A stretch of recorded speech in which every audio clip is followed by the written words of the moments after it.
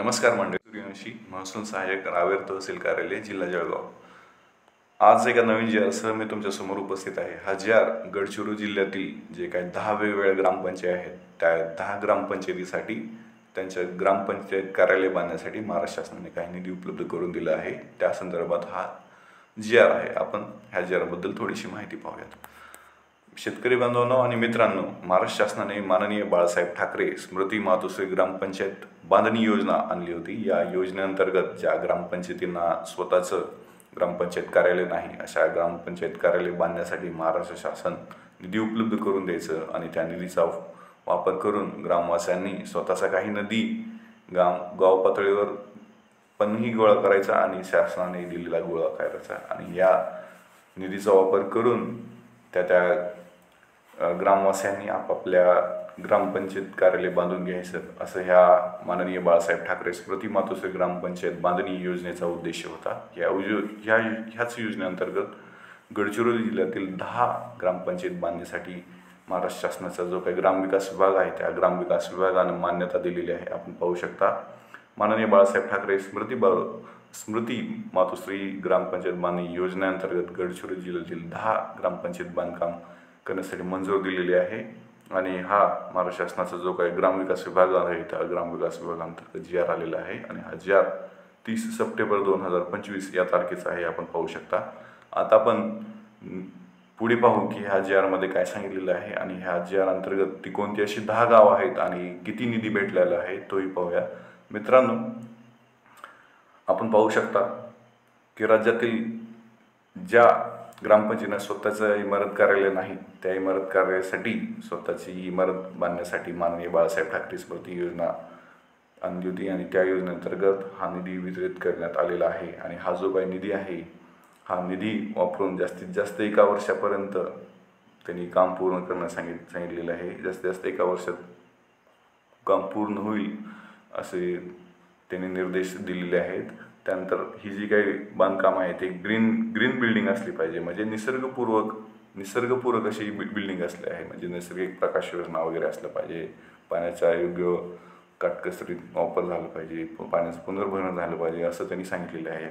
आणि ही जी काय ग्रामपंचायतला निधी उपलब्ध होणार आहे तो जिल्हा परिषद खात्री करूनच हा निधी उपलब्ध करून देईल आणि जिल्हा परिषद जे काही उपमुख्य कार्यकारी अधिकारी आहेत त्यांच्या मार्फत ह्या सर्व निधीवर आणि जो काही प्रगती अहवाल आहे म्हणजे किती बांधकाम झालेलं आहे किती नाही किंवा हे सगळं नियोजन हे जिल्हा परिषदेचे जे काही उपमुख्य कार्यकारी अधिकारी यांच्या अंतर्गत ते प्रगती अहवाल शासनाला देत राहतील असं ह्याच्यामध्ये सांगितलेलं आहे।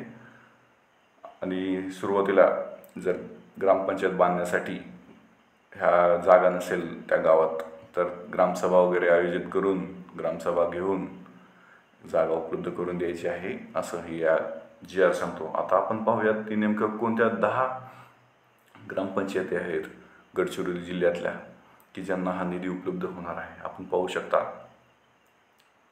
वेगवेगळ्या गडचिरोली जिल्ह्यातील वेगवेगळे तालुके आहेत। या तालुक्यांतर्गत अनेक गावे आहेत, 10 वेगवेगळे त्यांच्यासाठी निधी उपलब्ध करून दिलेला आहे। आपण पाहू शकता धानोरा हा एक तालुका आहे। ह्या धानोरा तालुक्यातील सालेभट्टी गावातील जी काही ग्रामपंचायत बांधायची आहे नवीन त्यासाठी 20 लाख रुपये दिलेले आहेत। पुलखडसाठी आपण पाहू शकता पुलखडसाठी 20 लाख रुपये दिलेले आहेत। आपण पाहू शकता काटलीसाठी 20 लाख रुपये दिलेले आहेत। आपण पाहू शकता। त्यानंतर तळोधीसाठी आपण पाहू शकता 25 लाख दिलेले आहेत। गणपूर पण इथं निधी उपलब्ध करून दिलेला आहे। साठी 25 लाख इतका निधी उपलब्ध करून दिलेला आहे। नागुलवाडीसाठी 20 लाख इतका निधी उपलब्ध करून दिलेला आहे। त्यानंतर आपण पाहू शकता परायनारसाठी 20 लाख इतका निधी उपलब्ध करून दिलेला आहे। बोटलफुंडी एक गाव आहे, त्या बोटलफुंडीसाठी 25 लाख निधी उपलब्ध करून दिलेला आहे। वडधमसाठी 20 लाख निधी उपलब्ध करून दिलेला आहे आणि पेंटीपाकासाठी 20 लाख निधी उपलब्ध करून दिलेला आहे।